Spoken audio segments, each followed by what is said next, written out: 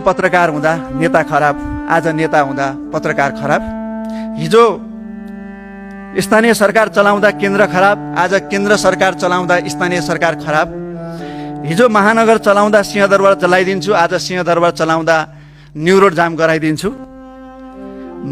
हिजो अरूले विदेशी ऋण लिँदा राति निन्द्रा लागेन, आज आफूले विदेशी ऋण लिँदा ऋण नलिई देश कसरी चल्छ। हिजो नागरिकले आत्मदाह गर्दा सरकार दोषी, आज नागरिकले आत्मदाह गर्दा नागरिक स्वयं दोषी।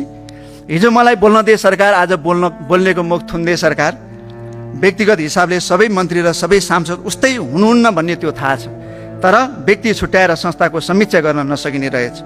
सरकार चलाएको 100 दिनमा हामी देखाउँछौँ कि सरकार कसरी चलाउने भन्ने।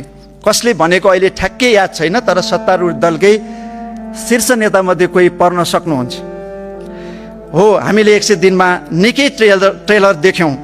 सुकुम्बासी बस्तीमा धुरुधुरु रोएका बालबालिका देख्यौँ, सुत्केरी देख्यौँ, बुढाबुढी देख्यौँ, अनि होल्डिङ सेन्टरमा भएका अमानवीय हरकत देख्यौँ।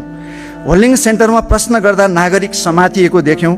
नागरिकले आत्मदाह गर्दा माननीयहरूले प्रश्न उठाए, तर राज्यले जवाफको सट्टा माननीयहरूलाई संसदको रोस्टम प्रयोग गरेर मन्त्रीले धम्की दिएको पनि देख्यौँ।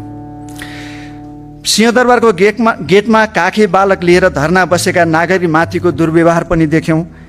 म राज्यको प्रहरी हुँ, कुनै अमुक शासकको प्रहरी होइन भन्दा हाकिम सामु कान समाएर उठबस गरेको पनि र गराएको पनि देख्यौँ। न्यायपालिकामा आफ्नो पकड बनाएर स्वार्थ अनुकूलका काम गराएको पनि देख्यौँ।